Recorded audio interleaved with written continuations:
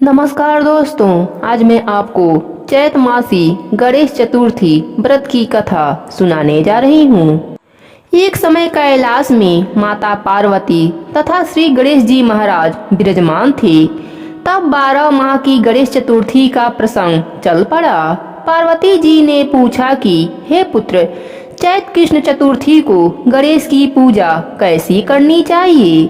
चैत मास के गणपति देवता का क्या नाम है? उनके पूजन आदि का क्या विधान है? सो आप मुझसे कहिए। गणेश जी ने कहा कि महादेवी, चैत कृष्ण चतुर्थी के दिन विकट नामक गणेश जी की पूजा करनी चाहिए।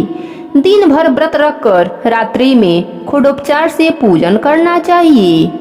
ब्राह्मण भोजन के बाद व्रती को इस दिन पंचगव्य गौ का गोबर, मूत्र, दूध, दही, घी का पान करके रहना चाहिए। यह व्रत संकट नाशक है। इस दिन शुद्ध घी के साथ बिजौरे नींबू का हवन करने से 5 स्त्रियां भी पुत्रवती होती हैं। हे शैलपुत्री, इसका इतिहास बहुत विचित्र है। मैं उसे कह रहा हूँ। इसके स्मरण मात्र से ही मनुष्य को सिद्धि मिलती है। प्राचीन काल में सतयुग में मकरध्वज नाम का एक राजा हुए।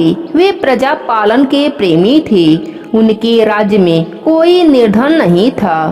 चारों वर्ण अपने धर्म का पालन करते थे। प्रजा को चोर डाकू आदि का भय नहीं था। प्रजा स्वस्थ रहती थी। सभी लोग उदार, सुंदर, बुद्धिमान, दानी और धार्मिक थे। इतना सुंदर राज्य शासन होते हुए भी राजा को पुत्र की प्राप्ति नहीं हुई थी। तत्पश्चात एक महर्षि की कृपा से उन्हें कालांतर में एक पुत्र की प्राप्ति हुई। राजा राज्य का भार अपने मंत्री धर्मपाल पर सौंपकर विविध प्रकार के खेल खिलौने से अपने राजकुमार का पालन पोषण करने लगे। राज्य शासन हाथ में आ जाने के कारण मंत्री धर्मपाल धन्य धान्य द्वारा समृद्धि हो गई। मंत्री महोदय को एक से बढ़कर एक 5 पुत्र हुए। मंत्री पुत्रों का धूमधाम के साथ विवाह हुआ और वे सब धन का उपभोग करने लगे। मंत्री के सबसे छोटे बेटे की बहू अत्यंत धर्मपरायण थी। चैत कृष्ण चतुर्थी आने पर उसने भक्ति पूर्वक गणेश जी की पूजा की। उसका पूजन और व्रत देखकर उसकी सास कहने लगी, अरे क्या तंत्र मंत्र द्वारा मेरे पुत्र को बस में करने का उपाय कर रही है? बार बार सास के निषेध किए जाने पर भी जब बहू न मानी तो सास ने कहा, अरे दुष्ट, तू मेरी बात मान रही है या नहीं? मैं पीट कर तुझे ठीक कर दूंगी। मुझे यह सब तांत्रिक अभिचार पसंद नहीं है। इसके उत्तर में बहू ने कहा, सासू माँ, मैं संकट नाशक गणेश जी का व्रत कर रही हूँ। यह व्रत अत्यंत फलदायक होता है।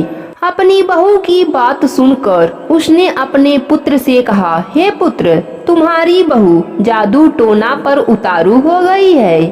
मेरे कई बार मना करने पर भी वह दुराग्रह वश नहीं मान रही है। इस दुष्ट को मार पीट कर ठीक कर दो। मैं किसी गणेश जी को नहीं जानती। यह कौन है? इनका वर्ण कैसे होता है? हम लोग तो राजकुल के मनुष्य हैं। फिर हम लोगों की किस विपत्ति को यह नष्ट करेंगे? माता की आज्ञा से बेटा ने बहू को पीटा। इतनी पीड़ा सहकर भी उसने व्रत किया।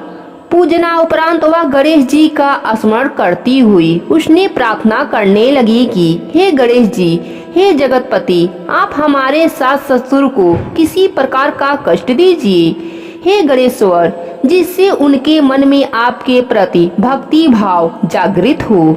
गणेश जी ने सबके देखते ही देखते राजकुमार का अपहरण करके मंत्री धर्मपाल के महल में छिपाकर रख दिया। बाद में उसके वस्त्र आभूषण आदि उतारकर राजमहल में फेंक दिए और स्वयं अंतर ध्यान हो गए। इधर राजा ने अपने पुत्र को शीघ्रता से पुकारा, परंतु कोई उत्तर न मिला। फिर उन्होंने मंत्री के महल में जाकर पूछा कि मेरा राजकुमार कहाँ चला गया। महल में उसके सभी वस्त्र आभूषण हैं, लेकिन राजकुमार कहाँ चला गया? किसने ऐसा निंदनीय कार्य किया है? हाय, मेरा राजकुमार कहाँ गया? राजा की बात सुनकर मंत्री ने उत्तर दिया, हे राजन, आपका चंचल पुत्र कहाँ चला गया इसका मुझे पता नहीं। मैं अभी गाय, नगर, बाग बगीचे आदि सभी स्थानों में खोज करता हूँ।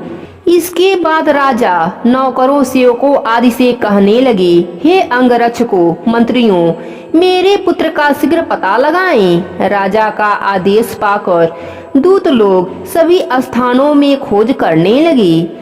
जब कहीं भी पता न लगा तो आकर राजा से डरते डरते निवेदन किया कि महाराज, अपहरणकारियों का कहीं सुराग नहीं मिला। राजकुमार को आते जाते किसी ने नहीं देखा। उनकी बातों को सुनकर राजा ने मंत्री को बुलाया। मंत्री से राजा ने पूछा कि मेरा राजकुमार कहाँ है? हे धर्मपाल, मुझसे साफ साफ बता दें कि राजकुमार कहाँ है। उसके वस्त्राभूषण तो दिखाई पड़ते हैं, केवल वही नहीं है। अरे नीच, मैं तुम्हारा वध कर दूंगा, तेरे कुल को नष्ट कर दूंगा, इसमें जरा भी संदेह नहीं है। राजा द्वारा डांट पड़ने पर मंत्री चकित हो गया। मंत्री ने सर झुकाकर कहा कि हे भूपाल, मैं पता लगाता हूँ। इस नगर में बालक अपहरण का कोई गिरोह नहीं है, न डाकू रहते हैं। फिर भी हे प्रभु, पता नहीं किसने ऐसा नीच कर्म किया है, न जाने वह कहाँ चला गया। धर्मपाल ने आकर महल में अपने पत्नी और पुत्रों से पूछा। अपनी सभी बहुओं को बुलाकर भी पूछा कि यह कर्म किसने किया है। यदि राजकुमार का पता नहीं लगा तो राजा मुझ अभागे के वंश का विनाश कर देगा। ससुर की बात सुनकर छोटी बहू ने कहा कि हे पिताजी, आप इतने चिंतित क्यों हो रहे हैं? आप पर गणेश जी का कोप हुआ है, इसलिए आप गणेश जी की आराधना कीजिए। राजा से लेकर नगर के समस्त स्त्री पुरुष, बालक वृद्ध संकट नाशक गणेश जी का व्रत विधि पूर्वक करें तो गणेश जी की कृपा से राजकुमार मिल जाएंगे। मेरा वचन कभी मिथ्या नहीं होता। छोटी बहू की बात सुनकर ससुर ने हाथ जोड़कर कहा कि हे बहू, तुम धन्य हो, तुम मेरा और मेरे कुल का उद्धार कर दोगी। गणेश जी की पूजा कैसे की जाती है? हे सुलक्षणी, तुम बताओ। मैं मंदबुद्धि होने के कारण व्रत के महात्म्य को नहीं जानता हूँ। हे कल्याणी, हम लोगों से जो भी अपराध हुआ हो उसे क्षमा कर दो और राजकुमार का पता लगा दो। तब सब लोगों ने कष्टनाशक गणेश चतुर्थी का व्रत आरंभ कर दिया।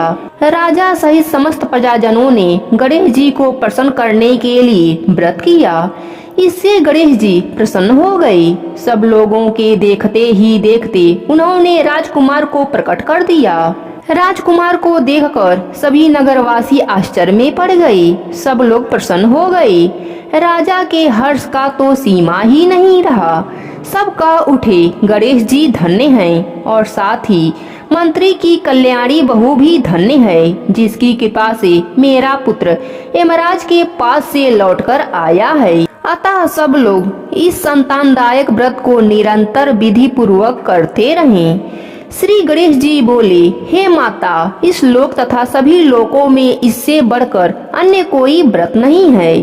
इसी कथा को युधिष्ठिर ने श्री कृष्ण से सुना था और इसी चैत्र कृष्ण चौथ का व्रत करके अपने खोए हुए राज्य को वापस पाया था।